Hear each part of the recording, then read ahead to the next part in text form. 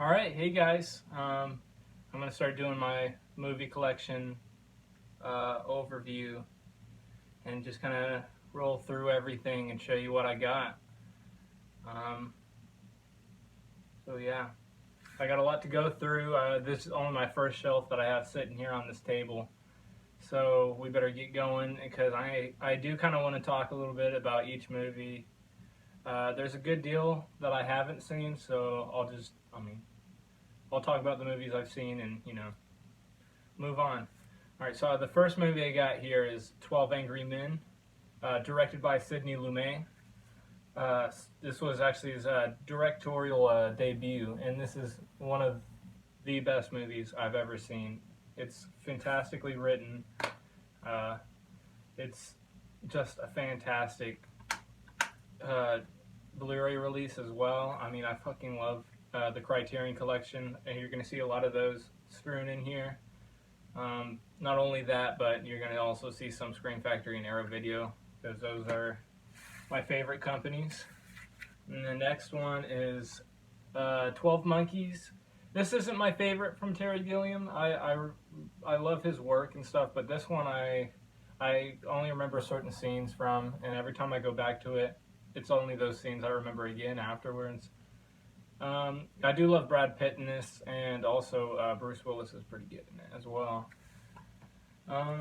Okay, next one is 12 Years a Slave.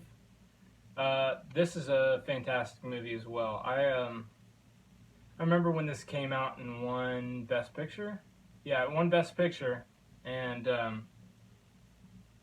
I remember after it winning, I went and picked it up for like $5 or something like that. It might have been later in the year or something, but I love this. And I always think it's odd the director, whenever I log things on Letterboxd, I usually will tag like the actors and directors and stuff, but I have to mix up Steve McQueen, the director, his movies with Steve McQueen, the actor's movies, and yeah, it just kind of makes that a little bit confusing. Next I have 1941, directed by Steven Spielberg. This isn't the best Steven Spielberg movie by any means. I do have a good time with it when I watch it, though. I love John Belushi. And Toshiro Mifune is also in this, and he has a pretty comedic role in it. Okay, then we have 2012, which I personally have always seen it as more overrated. I've never been a huge fan of 2012, and I probably won't ever go back to watch this again. I just have it because I remember growing up with it, everybody being terrified of 12/21/12 and the date coming, it's like the Mayan calendar ending and all this stuff. And I was terrified that the world was going to end, and then nothing happened. So next up, I got 28 Days Later, Danny Boyle. Danny Boyle is a fantastic director. I also love Train Spotting. Cillian Murphy, I don't know how you pronounce his first name, but he's a fantastic actor. He's been in so many things. He's in the upcoming Quiet Place, and right now he's in Peaky Blinders, which a lot of people say is fantastic, which I want to check out. Another Criterion I have is The 400 Blows, directed by Francois Truffaut, and this one is really interesting. I remember I knew who Truffaut was, and this was the first movie I had bought from him and actually sat down and watched. And it's really odd how it's set up, and it doesn't. This is obviously the French New Wave and stuff, so the way they were doing things was completely different than how they were done before. It's like fast cut editing, but the storyline that goes with this doesn't really match up with the storytelling like style of French New Wave, because it's really rebellious, obviously, and all that, but usually whenever you think of French New Wave, you'll think of Breathless or something like that. But in this one, you just have a little boy who's misunderstood, and I always really like this one. I really want to watch it again soon because I mean it's really easy to watch. Next, I have 61, which is about Mickey Mantle and Roger Maris, and I always really like this one. It's not fantastic, but there are some great moments in it. Yeah, I believe it's an HBO movie. Yeah. And oh, okay, the ABCs of Death. Okay, I'll go ahead and put this one in here with it. The ABCs of Death too. With it, they're both really entertaining to watch. They're really fucked up. A lot of the shorts in here. If you don't know what ABCs of Death is, it's 26 directors and 26 ways to die. So it's 26 short films all put together, and all of them are either hit or miss. But there are a lot of really great ones strewn in there, and it's like a box of chocolates when you open it, and you just get all these different like things and stuff. But both of these are really good. If you wanted to just see one, I'd say ABC's of Death 2 has a lot more great shorts in it. But the first one is also, I also love a lot of shorts in the first one.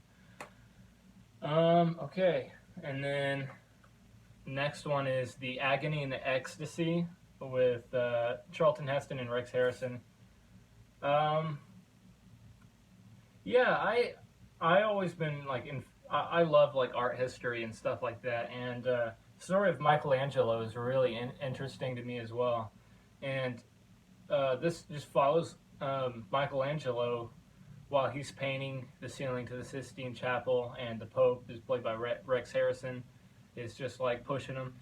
It's not completely accurate to history and stuff, not really very much, but it does have an opening where it's just like an art history lesson about everything else that Michelangelo did before the Sistine Chapel, and it's really interesting to watch. And I always really like the performances, and even if it's not true to history, it's still fun to watch. Next, I have Aladdin. This is my dad's favorite Disney film, animated Disney film, and Robin Williams is great in it. And it's been a long time since I've watched this. I don't even know if I've ever watched it all the way through, but I know I love Robin Williams as a genie, and yeah, I need to watch that again. Next, I have a Alfred Hitchcock collection. I'm gonna pop this open real quick, kind of go on a little bit about each movie. So the first one is this one right here. It's Rear Window. I don't know if you can see that well, but yeah, it's Rear Window. Rear Window is one of the first time I watched through all these movies, it was my favorite at the time. I thought Rear Window was his best movie, and I remember watching it like 3 times in that period of time, and I really enjoyed just the way he told the story in one room, just looking out of a window, and how much suspense you get from the storyline. And it's been done countless times since and everything. So the next one is my now favorite Alfred Hitchcock movie, and that's Vertigo. Vertigo, I think, is Alfred Hitchcock at his absolute best. The first time I watched it, I didn't really like it. It took repeat viewings and really thinking about what he was going for and how the story runs along. And I don't know, every time I watch it, it just gets better and better. This one I need to rewatch because I've seen it a couple times, but I don't remember it that well. It's North by Northwest. And of course, I remember the great scene where he's running away from the plane and all of that. And there's also the scene on Mount Rushmore and all that. And I remember bits and pieces here and there, but I don't remember the whole thing. It's been a while. And then there's also Psycho. Psycho obviously is fantastic. I can't say anything anybody else has already said 100 times. The Birds is probably my least favorite from this collection, because The Birds is just, I don't know, I always felt like The Birds is just, it pales in comparison to everything else he's done. I don't know, I do still love it. It's still a great experience, and I love the use of sound. How all you hear is just no music all the time, just birds. And maybe that's the one thing that I feel makes it feel so odd for me when it comes to Hitchcock. Is I remember Hitchcock for either his espionage thrillers or his horror films, where horror suspense films where you get these great scores that match up with his the way he tells the story. All right, the next series I have is the Alien Anthology. I enjoy each one of these movies in one way or another. I don't necessarily hate any of them. I obviously, my favorite is the first one, Alien, directed by Ridley Scott. I personally think Aliens is a little overrated. I do love Aliens, and I love James Cameron and whatnot. But I don't think it's even a question which one is better. I definitely think the first one. Alien 3, I think, is underrated, but at the same time, it's not great. I yeah, I do enjoy Alien 3 at the same time. Alien Resurrection is also for me like Jason X. I really love Jason X and Alien Resurrection for the same reason, and it's just because it's fun to watch, and it's just a great time. All right, the next one is Almost Famous. Almost Famous is one of my favorite of these types of movies. Like, I remember whenever I was a kid, I was a big fan of like Rockstar, but I think this is probably the best whenever it comes to like rock and roll, like 2000s films. Jason Lee, Francis McDormand, Billy Crudup, Cameron Crowe directed this, and it like was modeled after an early portion of his life where he had actually pretty much done the same shit that what's his name did in the movie. And I don't know, I always like going back and rewatching it. I did see it in theaters. They did a re-release of it at like my local theater, and I went and saw it, and that was pretty cool too. I don't know, I really love that movie. Okay, the next one is Omnicord. Criterion just announced a few weeks back the Essential Fellini set, and so now I'm like, man, I wish I would have waited a little bit and got that. But this is an awesome release as well, because it has the slide out. It has a really nice thick book in it, and I think I'm gonna keep this even if I get that set. All right, what's next? I got the BVS story, America Lost and Found. This is probably one of my favorite, if not my favorite, sets that I own. Probably not the favorite, but it's definitely up there. All of these movies are just fantastic. There's probably one movie in all of this that I'm like, it's okay. Head is actually, I wasn't expecting to like this very much, but it's just such a fun time because there's so much different. It's like anti-war and all this stuff, and it's so crazy because it's like you just go from one thing to the next to the next. It's like flipping through channels, really. It's really cool. Easy Rider, obviously this is probably the most popular out of all the movies in this. I don't think it's the best out of all the movies in this, but I definitely love Easy Rider, and especially the second half of it, and the first. Well, I just love the whole thing, actually. I mean, the only scene that I feel like messes with the pacing and stuff like that is the scene where they show up on the commune. But I even think that the scene is necessary, even if I don't think the pacing is right. I don't know. 5 Easy Pieces. This is one of my favorite. It's probably my second favorite of this box set. I love Jack Nicholson's performance in this. He's such an asshole, but he plays the anti-hero so well. And especially in this, he's such a dick to Karen Black. Karen Black is in this, and she's just treated like shit, cheated on.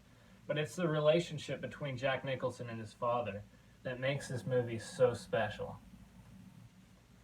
All right, and this is the one where it has 2 movies in it. The top one is Drive, he said, which is directed by Jack Nicholson, I believe. Uh, no, the Drive, he said, is directed by Jack Nicholson, and I think it's actually extremely well made, and really interesting how Jack Nicholson decided to go about the story. A Safe Place is cool, but that's probably the one that I was talking about. That's my least favorite out of all of these, just because it's really slow, and the best part of it is Orson Welles. Orson Welles is fantastic in A Safe Place, but other than that, it's not really anything special. My personal favorite film, out of probably one of my favorite films of all time, actually, is The Last Picture Show with Jeff Bridges, Sybil Shepherd, and a few other great ones. Ellen Burstyn is in this. I remember watching this for the first time, and like it blew me out of the water. Peter Bogdanovich is a fantastic director, and this is probably my favorite film from him. And I remember I got in an argument with somebody a while ago because they were saying Bogdanovich only had one good film or something, and they said it was like Targets or something like that. And I always thought that this was his best film, and even superior to Targets, which is Karloff's his last film. And The King of Marvin Gardens. This one, okay, I love this one. And Jack Nicholson, Bruce Dern are both in this, and they're both, the way they bounce off each other, their chemistry in the film. And it's just such a fantastic movie, but it's just so out there at the same time. The final scene with Jack Nicholson is probably one of Jack Nicholson's best performances, best monologues or whatever. Okay, so the next one is American Beauty. I love American Beauty, don't get me wrong. A lot of people can't really watch Kevin Spacey films anymore. I remember me and my AP government teacher had a debate about Kevin Spacey, and he said that he couldn't watch his movies anymore after everything that came out. I still said, I know it's what he did was messed up, but at the same time, he's still a good actor. It's like saying that, I don't know. I still love Kevin Spacey as an actor, but as a person, obviously, he's a fucking piece of shit. But American Beauty is fantastic, and his performance in American Beauty is fantastic, and although it does twist it a little bit with the real life events. Next one's a double feature of American History X and A History of Violence.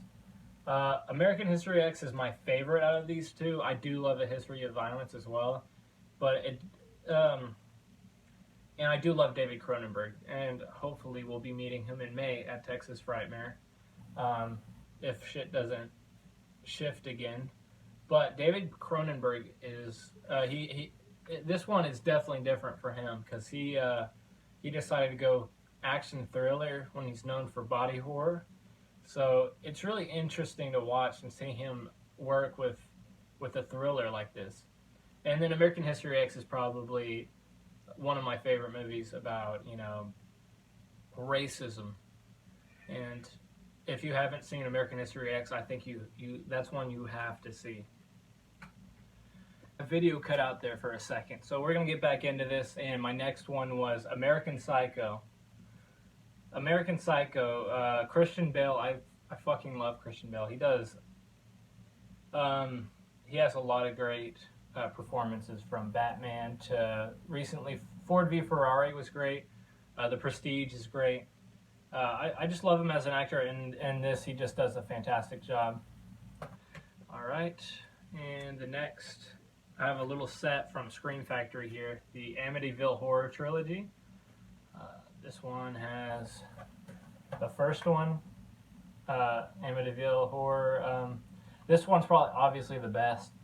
Um, I love the scenes with Rod Steiger whenever he's in the bathroom and stuff. And honestly, this is probably one of the creepiest horror films you can really still see. It's up there with The Exorcist, The Omen. It's another one that was really good that I saw recently. Black Christmas is really creepy as well. That has the same feel as Amityville and all those. They're all 70s horror, so yeah. And then Amityville 2, The Possession. I enjoy this quite a bit. What's his name is in this? From Burt Young from Rocky, the Rocky movies. Uh, yeah. And then the one that I haven't seen this one yet. It's Amityville 3D. It has the 3D version, but you have to have the 3D Blu-ray player and the 3D TV and all that. So I mean, I'm not gonna save up for all that just for Amityville 3D. So, all right, let me put these back up. And the next one is another John Belushi film, Animal House, directed by John Landis, who went on to do Twilight Zone the movie with the huge scandal and everything, and also An American Werewolf in London. This is a blast of a movie. I mean, if you haven't seen Animal House, you're really missing out. Next one. Annie Hall. I'm not the biggest Woody Allen guy. Obviously, he's had a lot of bad shit happen in his life where you're like, man, I don't know about this dude. Like him marrying his fucking adopted daughter and all that. So he's a pretty fucked up guy at times. But this movie, I can really relate to. This is the only movie I really like by him, other than his older stuff before this. I think it's just fantastic. His chemistry in this with Diane Keaton and all of his narration is very relatable about anxiety in everyday life and stuff like that. And also all the cameos in it are great as well, because there's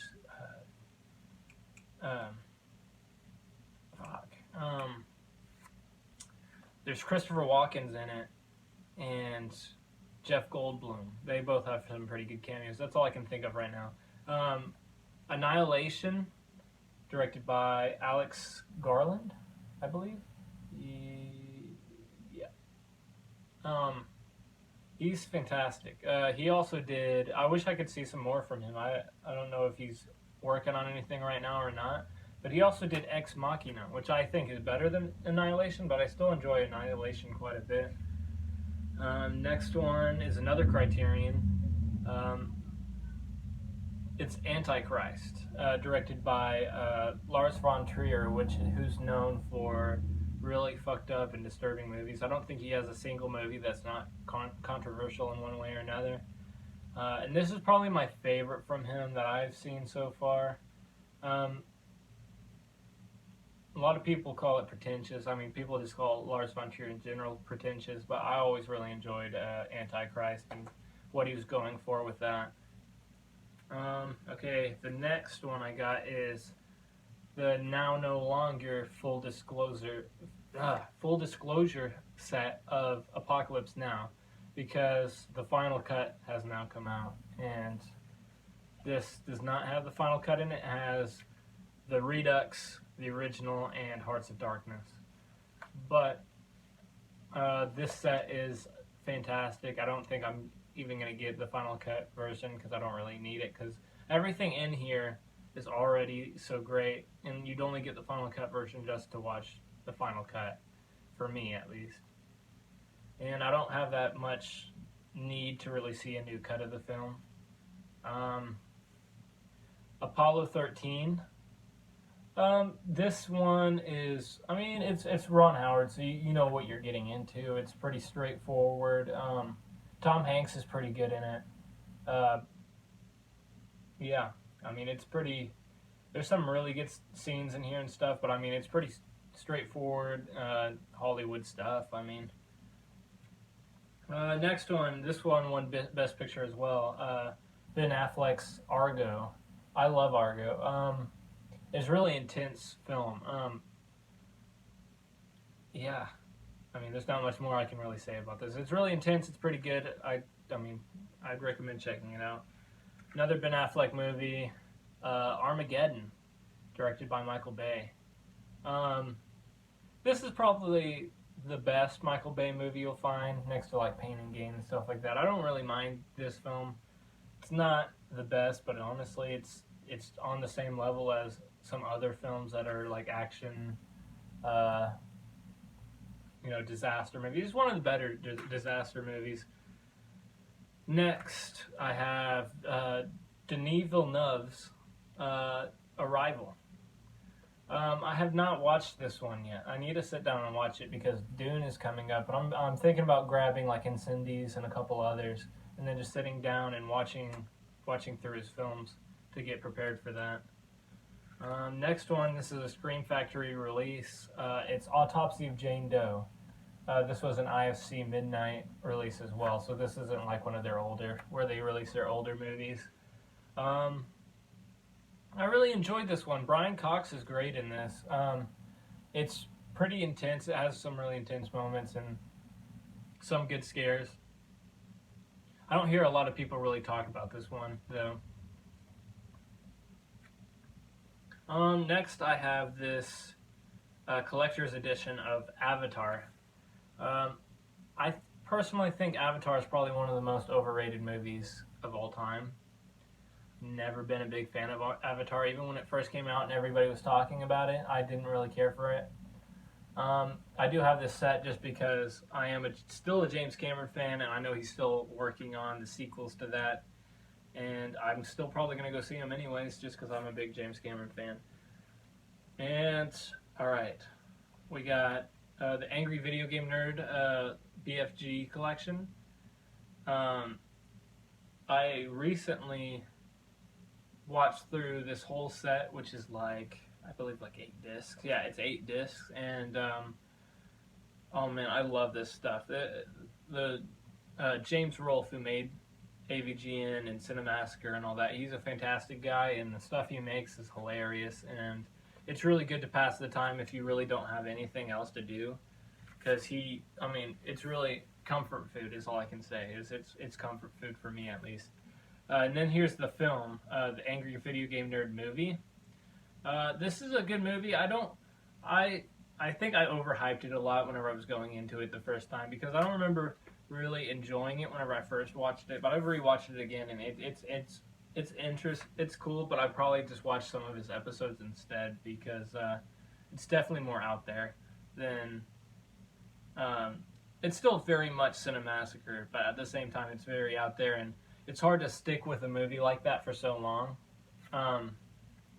One story, at least. Okay, the next is the Back to the Future trilogy. Of course, it's Back to the Future. You have to have these movies if you like sci-fi, anything, movies in general. I've always loved Back to the Future, and I love... I don't know anybody who doesn't love Back to the Future. Okay, next up is another Criterion, Badlands. Terrence Malick is one of my favorite directors of all time, and I think Badlands is one of his best.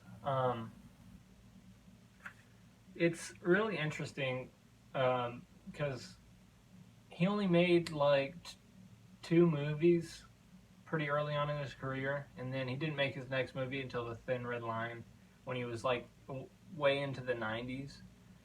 And so he's only made a few movies throughout his career, but each one of them is just like a pure masterpiece. All right, next I got Band of Brothers. This is probably my favorite miniseries of all time.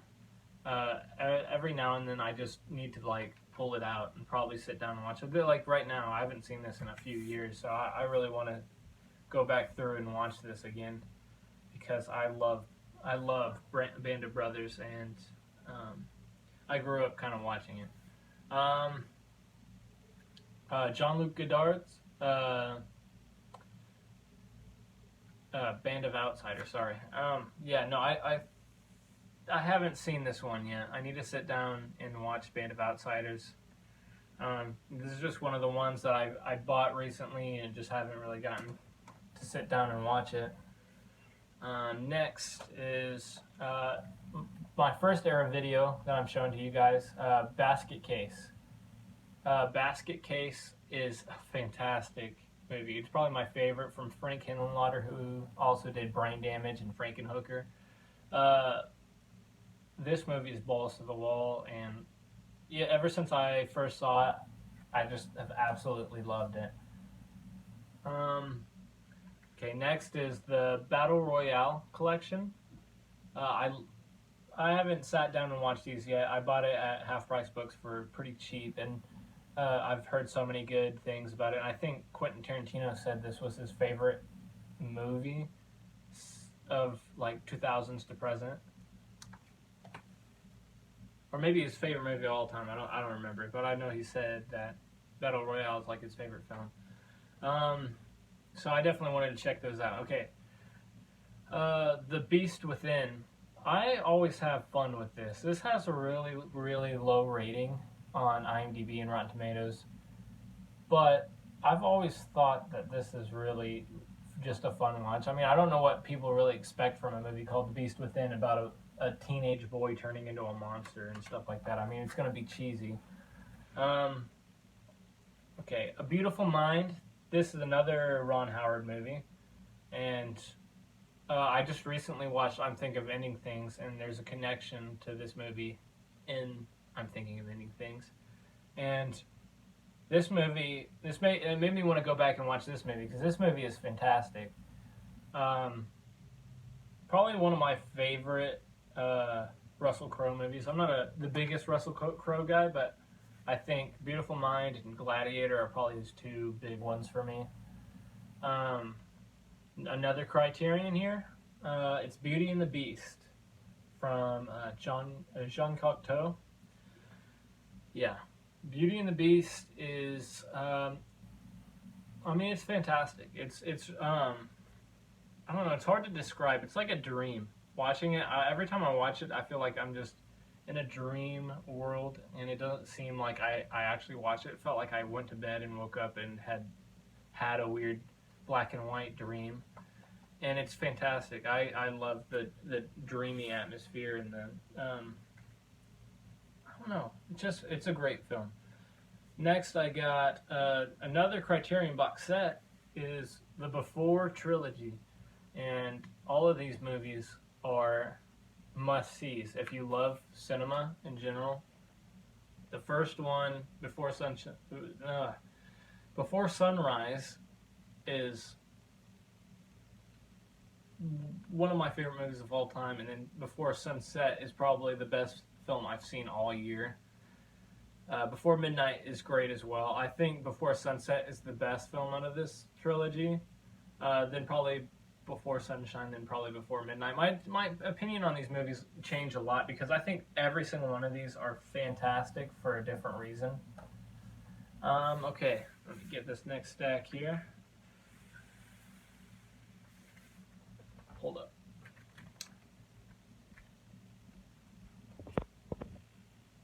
Okay, got low battery, so I'm going to try to rush it a little bit. Might have to come back a little bit later. Let me move this over. I got this next stack here. Okay, so the first one I got here is The Beyond, directed by Lucio Fulci. This is the only Lucio Fulci movie I've ever seen, and I really want to change that because he is a fantastic horror director. I have seen Demons, but I believe that he handed it over to Lamberto Bava or something like that, so it wasn't fully a Fulci movie. But I do love The Beyond, and everything he did with Dawn of the Dead and continuing the series in Italy. Alright, and then next is Big. Big is just a really fun one to put on every now and then. Well, maybe not every now and then, but like if you're a fan of Tom Hanks or like 80s comedy and stuff, it's fun to watch. And then yeah, this one has.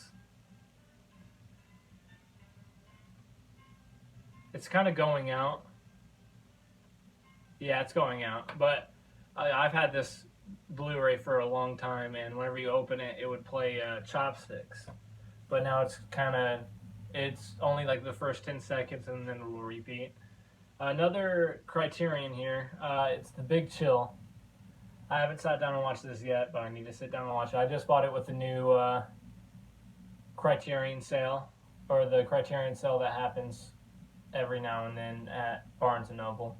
And yeah, I really can't wait to sit down and watch that one. Next one I got is The Big Lebowski. The Coen brothers are fantastic, and Big Lebowski is probably one of their best films. Jeff Bridges is fantastic in it as the dude, obviously. Sam Elliott is fantastic in it. And the storyline, John Goodman, Steve Buscemi, they're all fantastic in it. It's just, if you haven't seen The Big Lebowski, you need to go see it. Alright, hold up a second. Yeah, my battery's about to die, guys, so it might not be too much longer before I have to go charge up my stuff. Okay. Next, I got Big Trouble in Little China. I wish I had this on the Scream Factory release. I need to pick up the Scream Factory edition of this because I absolutely love Big Trouble in Little China. Okay, next I have Bill and Ted's Excellent Adventure. I actually went back and watched this again a few days, like last week, and watched through the whole series with the Face of the Music that just came out, which I thought was fantastic. I thought it was hilarious. But yeah, I think I love Keanu Reeves in this, and Alex Winter. They're both great. Kind of sad that George Carlin couldn't be here for the new film, but you know. All right, and then the next one is Birdman. I do really enjoy these one-shot films, like Rope and 1917 was a more recent one. Birdman, though, I remember buying this when the Blu-ray came out right before that year's Oscars, and watching it the night before, and then watching the Oscars the night after, and it winning. And I completely rooted for this film after seeing it, and I still have that memory a lot. I don't think it aged that well. It does still hold up quite a bit, but I don't think it's... I personally think Boyhood should have won now, after, so long. Black Christmas. I was talking about this earlier. This is probably one of the creepiest movies from the 70s. Yeah, 74.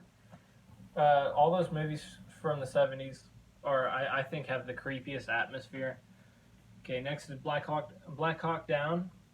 This is probably my least favorite Ridley Scott movie. I'm not a big fan of Black Hawk Down at all. I think recently I saw his All the Money in the World, and that's another one that's just not one of my favorites as well. And it has the same exact shot from Black Hawk Down in All the Money in the World. He just reused it for that new movie. And when I saw it in theaters, I was like, wait, I just saw that on Black Hawk Down. But Black Klansman is a whole different story. I think this is one of Spike Lee's best films other than Do the Right Thing. Adam Driver's performance in this is what makes it so great. I feel like anything Adam Driver touches just becomes 10 times better after he touched it. Just because he's such a great actor, and I think he has a lot of potential to become even greater in the future. All right, the next is 3-film collection. It's hold on a second. It's the Black Society trilogy. It is another Arrow Video release. All 3 of these films are fantastic. Shinjuku Triad Society is just fucking weird. It's so gross and weird because Takashi Miike is really, really weird. He did Audition, Itchy the Killer, and a few other. He's done so many movies. Rainy Dog is another one. I think Rainy Dog's actually just like a fantastic movie. Because there's not a lot of really gross stuff in it. And it's odd that this is a trilogy because each one has a completely different vibe to it. Like Ley Lines is even different from the other two, where it's kind of in between, where it has all these crazy things happening, but it's also still like it feels important, you know. All right, next one is Black Swan, directed by Darren Aronofsky. Aronofsky is one of my favorite directors. My favorite film, one of my favorite films of all time from him is Requiem for a Dream. And this is this is one of his, if not the best film he's ever made, technically. Because this is the only thing I've seen, I remember won a lot of Oscars and stuff. I don't think that really qualifies a film as being good, but at the same time, I thought Mother was fantastic, and it didn't get any recognition when it came out, really. But next up, we have Blade Runner, and you already know. I mean, Blade Runner is fucking, like, it's in my top 5 favorite films of all time. I mean, so influential. My favorite Ridley Scott movie, even better than Alien.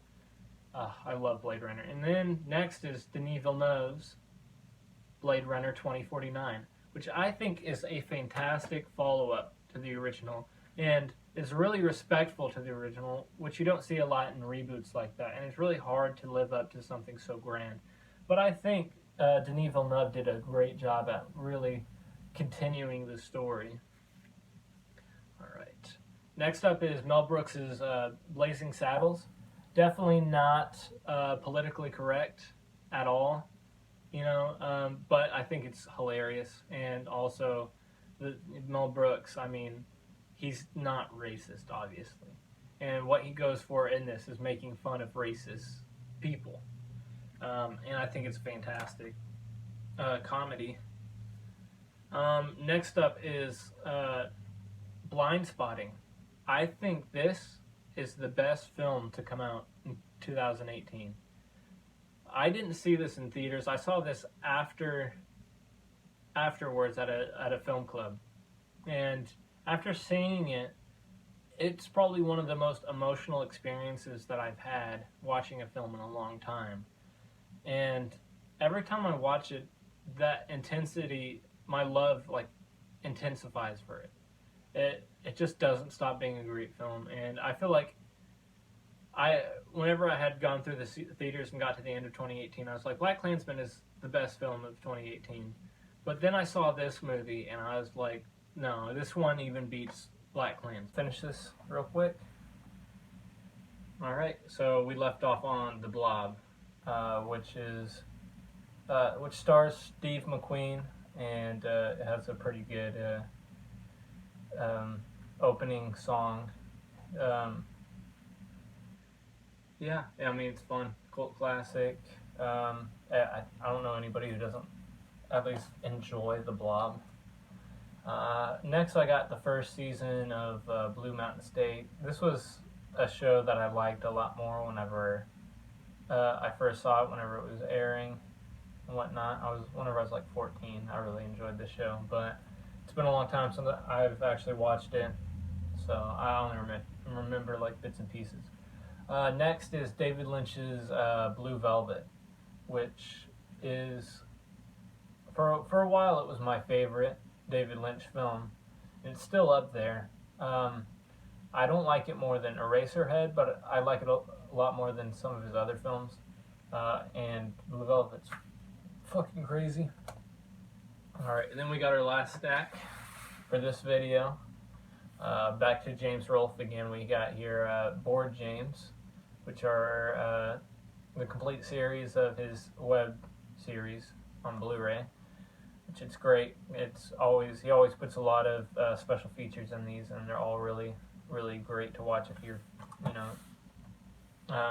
into filmmaking and whatnot. All right, another Criterion I have here is Wes Anderson's Bottle Rocket. This actually, I think, is really underrated. I love Bottle Rocket. I actually think I might love it a little bit more than Rushmore, and most people say, a lot. I've heard a lot of people say Rushmore is their favorite Wes Anderson film. It's not my favorite, but I do enjoy it quite a bit. But I do think Bottle Rocket's a bit better. Um, okay, next is The Bourne Identity. This is that comic book edition thing. I really enjoy this one. This one's probably my favorite Bourne film, or second favorite. I'm not sure. Yeah, I think this is my favorite Bourne film. It's been a long time since I've seen them all, though. Then I got The Bourne Supremacy. This was another one that I really, really enjoy. Um, yeah, I think this is probably it's either this one or Identity that's my favorite, but both of them are really, really well made. And then Ultimatum. I'm not a big fan of Ultimatum. I think it's okay. I always have a trouble really focusing with this one, and can't really. I have issues connecting with that. Same thing with Jason Bourne. I wasn't a huge fan of Jason Bourne either. These are all Paul Greengrass. I think the first one might have been directed by a different director. Yeah, the first one was directed by a different director, but all the Paul Greengrass ones are all shot so shaky and so hard to follow, and I'm not a big fan of that type of action film. Next is Michael Moore's Bowling for Columbine. This is definitely, I feel like Michael Moore is so controversial and it's so hard to really um,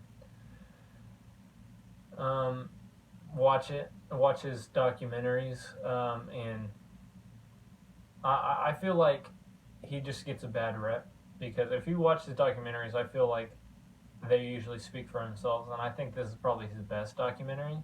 And um, I mean, the man is dedicated, no matter what you can say, and that film is fantastic. Boyhood is the next film, and this is one of my favorite films of all time. Definitely my favorite Linklater film. Um, every few years, I have to come back and watch this again. It's only been out since 2014, but every year or so, I'll watch this again or show it to somebody, and I always have a better time with it every time I watch it again and again. It's like I enjoy it just a little bit more than the last time. And the first time I watched it, I didn't even really enjoy it, but now it's like my favorite film of all time. The next one I have is Braveheart, directed and starring Mel Gibson. I think this is probably the best thing Mel Gibson has ever done. It's still, it's still very Hollywoody and very like not. Um, it it's very. I mean, it's an epic, but it also takes many liberties with the story, and it's not one that I watch on occasion. But my wife is a huge fan of it. Next, I have on Criterion is The Breakfast Club. Um, I thought it was really odd for Criterion to release this one just because it doesn't seem like something they would really do. But at the same time, they just released Moonstruck, or they just announced Moonstruck, which I thought was very out of the ordinary for them as well. And they do throw these in every now and then where you're like, I don't really see, well, I don't really see it, because they also released Armageddon and a couple other ones where you're like, man, I don't know where you're getting your ideas and stuff, but I do love The Breakfast Club. Don't get me wrong about that. I just don't know if it's Criterion level. I still bought it anyways. But next I have a 3-pack John Hughes movies. The first one is The Breakfast Club. The second one is 16 Candles, which I love 16 Candles.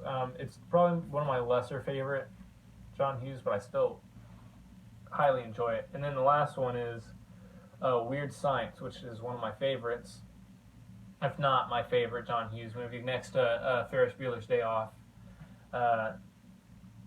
just because it's so much fun. Weird Science is a lot of fun to watch. Next one is Broken Arrow. Yeah, it's John Woo. I bought this whenever I was first starting my Blu-ray collection and stuff, and it's not the best movie. I don't even know why I really bought it. I think I would just buy a lot of movies I didn't know much about and watch them just from the people who are in them really, and watched a lot of bad movies that way. But next, I just recently got this on the Criterion Barnes and Noble sale, and it's the Bruce Lee Greatest Hits box set. It includes The Big Boss, Fist of Fury, The Way of the Dragon, Enter the Dragon, and Game of Death, and all five of these movies are. I started watching through some of these. I've seen Enter the Dragon before, and I think that is probably his best film that I've seen so far. And I also watched The Big Boss and some of Fist of Fury, and both of those are really entertaining as well. But I definitely think Enter the Dragon is his magnum opus. Next, I have the silent film The Cabinet of Dr. Caligari. Probably the first huge horror film that really changed everything, and I'm a huge fan of horror, and most of the stuff I watch, especially leading up to October, the next month or two, I'm going to be just watching horror films, really. And this is a fantastic film if you're wanting to get into like the history of horror. This is a great place to start. And then next up, I have Call Me By Your Name. I remember this was 2017 when a ton of really good movies were coming out this year. I remember I didn't get to catch this one in theaters, but I did pick it up right when it came out on Blu-ray, and thought it was fantastic. I mean, it's not... I don't know. I don't think it's the best movie that came out that year, but I think it's great. All right, now this is the last one we have for this shelf and for today. I'll probably come back next week and do another shelf. But for today, we'll just end off on this, and it's the Scream Factory release of The Car with... Who's in this? Oh, nobody really. James Brolin. Oh, yeah. Josh Brolin's father. And he was the main character in Amityville Horror. And, yeah, this film is, I guess it's kind of fun. I watched it during a time whenever I was kind of falling off on these type of, like, so bad they're good movies. And I just want to watch good movies. But I enjoyed it. All right, well, that's it for today, and I hope you enjoyed looking at my movies all the way into the first few C's of my Blu-rays. I still have a good ways to go, but I'm really excited to show you what I have. So next week I'll be back with another shelf. It should be like C's through F's or something like that. And hope you enjoyed. Please like, subscribe, comment, whatever.